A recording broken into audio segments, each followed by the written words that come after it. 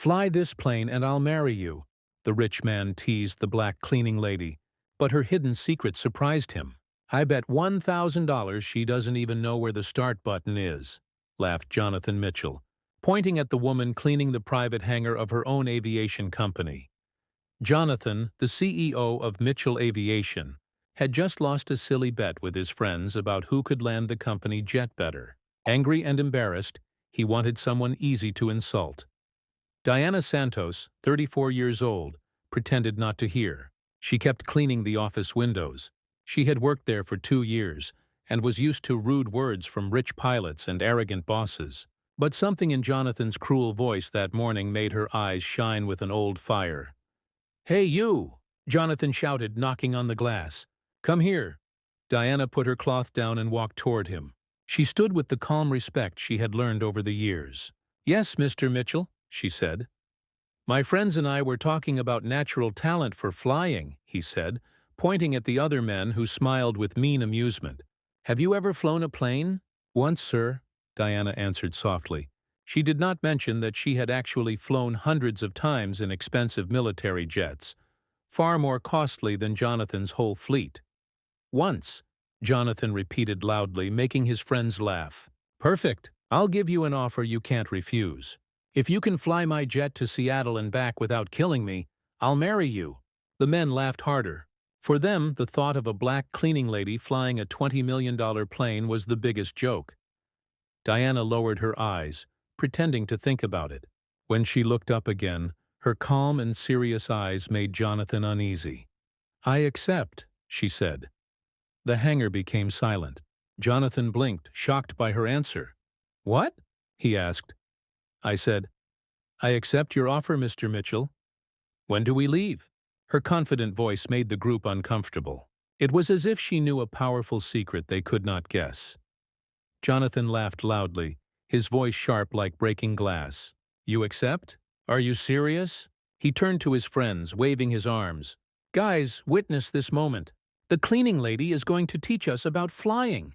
Diana kept her face calm, while the group of rich, middle-aged white men laughed loudly. After 2 years of cleaning there, she knew exactly the kind of men they were. Men who had inherited money from their fathers, and thought that made them better than everyone else. "Jonathan, this will be a club joke for years," said Richard Blackstone, the owner of luxury car dealerships. "Just imagine. Remember when he almost married the cleaning lady?" They didn't know Diana's secret. She had flown planes much harder to control than Jonathan's jet. For 12 years in the Air Force, she had flown everything, from fast F-16 fighter jets to huge C-130 cargo planes. But she kept that secret hidden, protected by years of silence. "Well, since you accept the challenge," Jonathan said, wiping tears from laughing, "let's make it more fun. If you can take off without destroying my 20 million plane, I'll pay for your college. But when you fail, you must promise never to set foot in this hangar again." Those words hit Diana like a punch. She badly needed this job.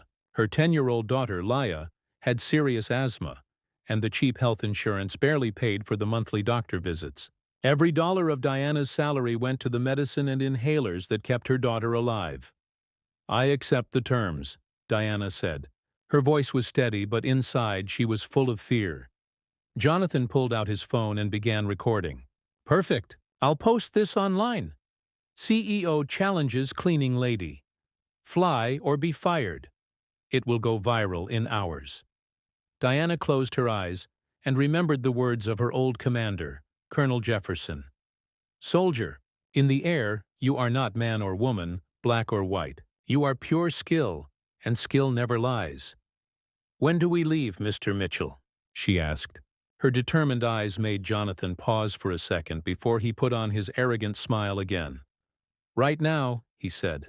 "My friends will watch from the VIP box while you try not to kill us." As they walked toward the jet, Diana noticed something the others did not. The plane's registration number was N478 Alpha Mike. It was the same model Diana had flown during missions in Afghanistan. She knew every bolt, every system, every part of that aircraft. Richard whispered loudly so she could hear, "I bet $50,000 she can't even start the engines." "You're on," another businessman laughed. She probably doesn't even know how to drive a car. But when Diana climbed the stairs of the plane, her body changed. Her movements became sharp, confident. It was like another person woke up inside her. The skilled pilot she had once been, hidden for years behind the uniform of a cleaning lady. What the rich men didn't understand was that every insult, every cruel laugh, and every arrogant smile only gave her more strength. The strength of someone who had flown through desert storms, landed on damaged runways, and saved lives while bullets flew around her. She had hidden this secret so long that even she almost forgot who she really was. Now, sitting in the cockpit with her hands on the controls, Diana Santos was ready to remind the world what a real pilot could do. She ran her fingers across the controls like a pianist touching her instrument again after years of silence.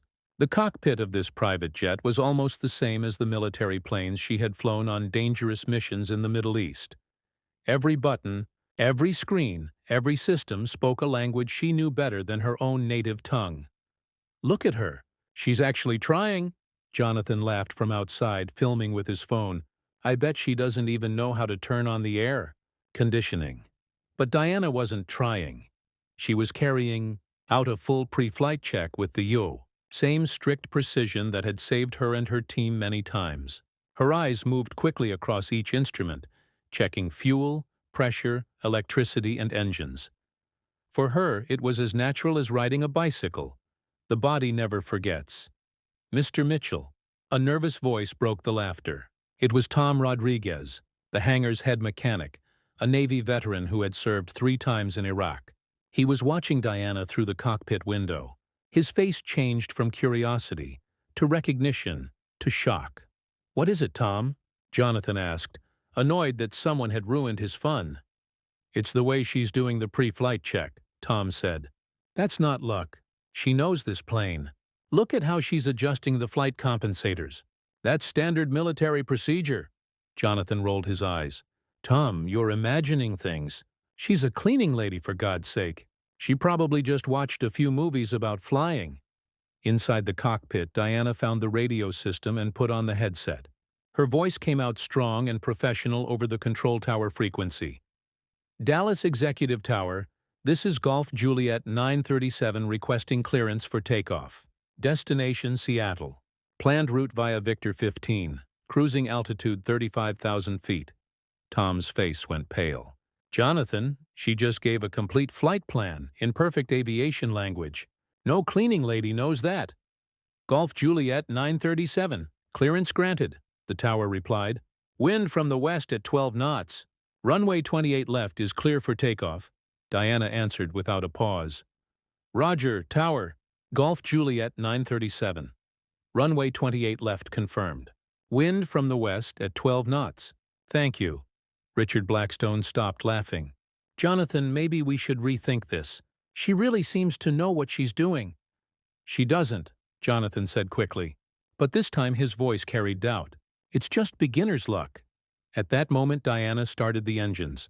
The powerful roar of the turboprops filled the hangar. The sound was so strong, so commanding, that everyone stepped back without realizing it. Diana hadn't just started the engines. She had made a perfect takeoff. Smooth and steady, with no mistakes and no strange sounds. "My God," Tom whispered, almost drowned out by the roar. "Jonathan, you need to stop this now.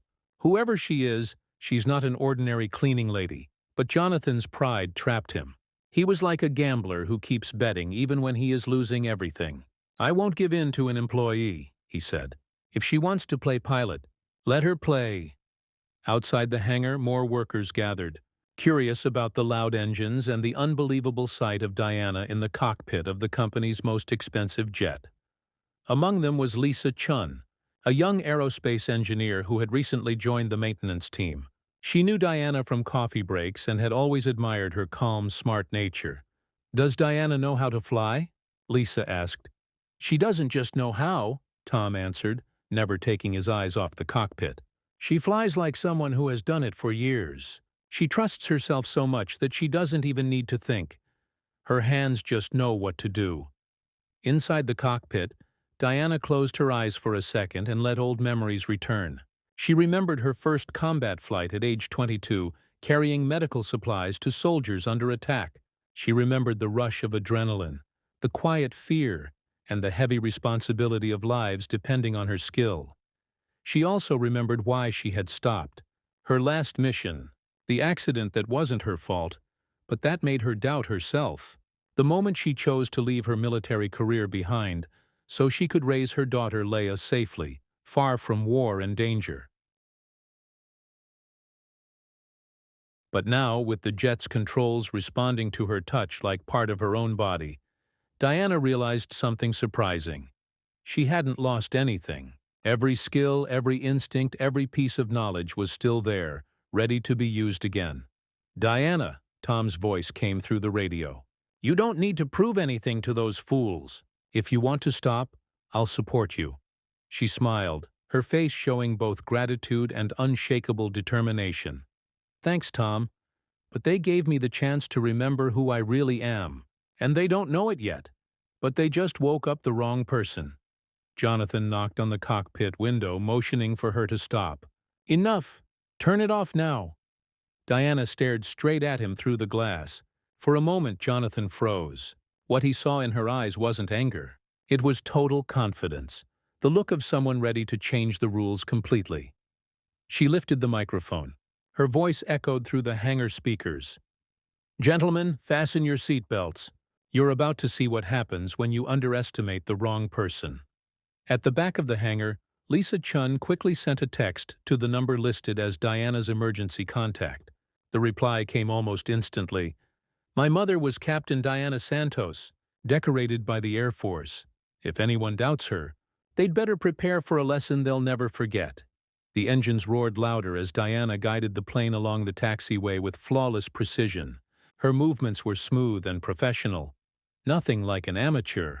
The mechanics stopped working just to watch. "My God," whispered Richard Blackstone, his arrogance fading into fear. "Jonathan, she really knows what she's doing." "Impossible," Jonathan said, though his voice shook. He clutched his phone, still recording, but now out of fear, not humor. "It's just luck. Anyone can roll a plane in a straight line." Then Diana's voice came over the tower radio, echoing through the hangar. "Dallas Executive Tower, Golf Juliet 937, ready for takeoff. Requesting clearance for immediate departure. Standard tactical flight profile." Tom Rodriguez's eyes went wide. "Tactical flight profile? Jonathan? That's military language. Civilians don't even know those codes." The tower responded at once. "Golf Juliet 937. Clearance granted for tactical profile. Have a safe flight, Captain." The hangar went silent. Jonathan's phone slipped from his hand and hit the floor with a dull thud. "What? What did he just call her?" he stammered. "Captain," Tom repeated, his voice full of shock and respect.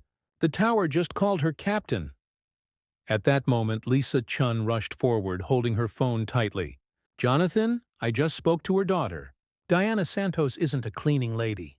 She's Captain Diana Santos, decorated by the U.S. Air Force. 12 years of service, including 3 combat tours in Afghanistan." All the color drained from Jonathan's face. He stared at the jet at the end of the runway, finally realizing the huge mistake he had made. "She flew F-16s in combat," Lisa continued, reading from her phone. "She piloted C-130 transport planes in war zones. She was decorated twice for bravery under enemy fire. She saved dozens of lives during rescue missions."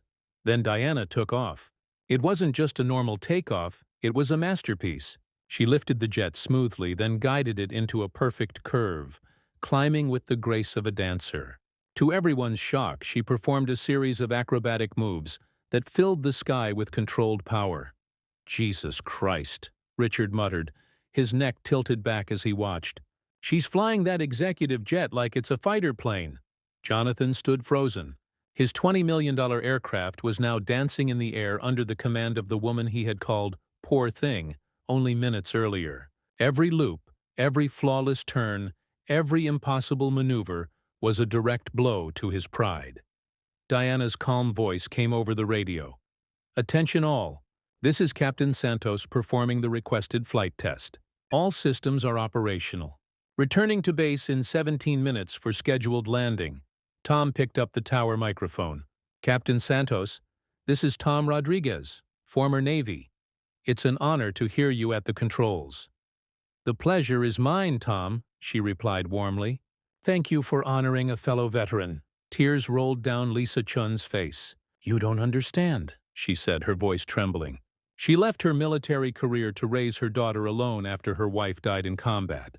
She could have been commanding any airline in the world, but instead she worked here, pushing a mop to pay for her child's medical care.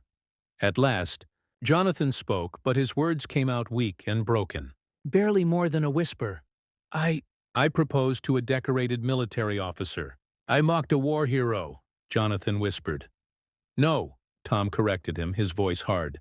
You humiliated a working mother who was just trying to support her family.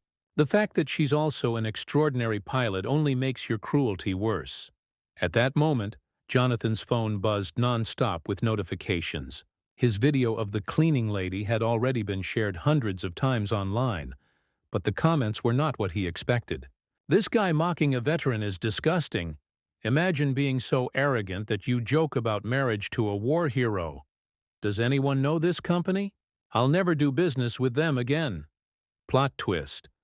The cleaning lady probably has more flight hours than this spoiled rich man will ever have. Jonathan tried to delete the video, but it was too late. People had already downloaded and reposted it everywhere, each share filled with outrage about his arrogance and prejudice. 17 minutes later, exactly as she had promised, Diana landed the jet with perfect skill. The plane touched down so softly it was like a feather on water.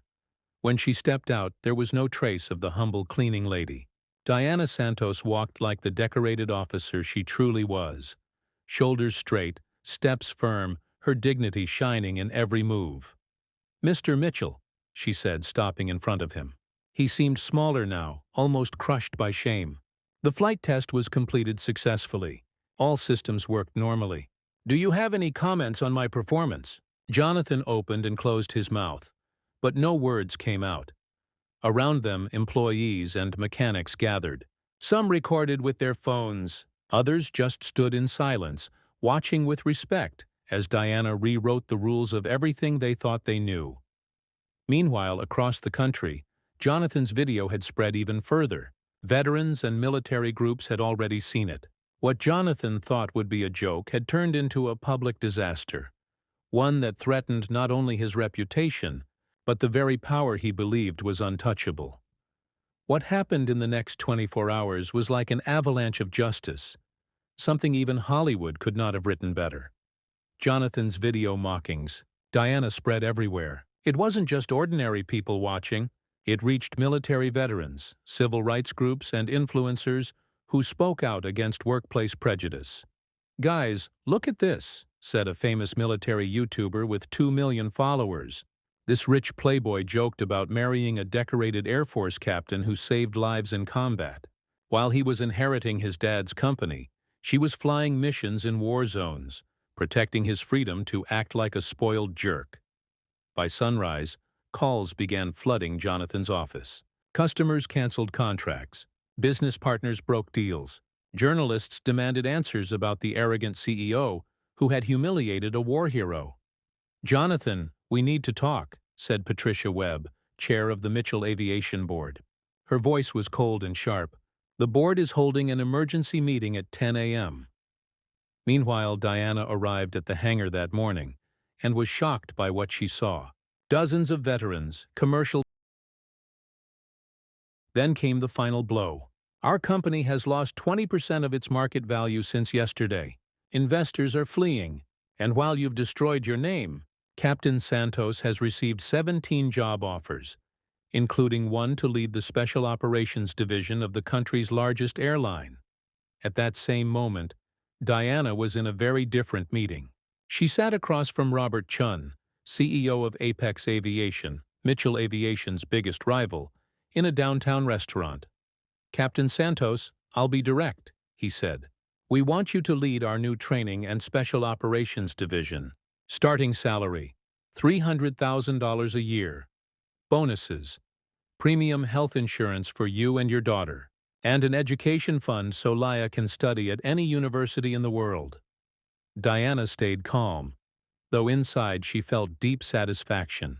Mr. Chun, I must ask, does this offer have to do with recent events? Yes, it does, Robert admitted with a smile. After seeing that video, our HR team researched your background. We discovered you are exactly the leader we've been searching for. Your skills are proven, but more importantly, your character is the kind of strength we want representing our company. 3 weeks later, everything had changed. Diana Santos became the first black woman to hold an executive role at Apex Aviation. Her first press conference was broadcast live to millions. For 2 years, I pushed a mop to support my daughter after leaving a 12-year military career, she said, her voice strong and confident.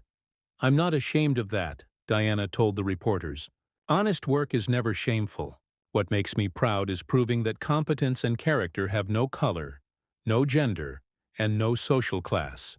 A reporter asked about Jonathan Mitchell. Diana answered with grace. Mr. Mitchell gave me the chance to remember who I really was. In that way, I'm grateful to him.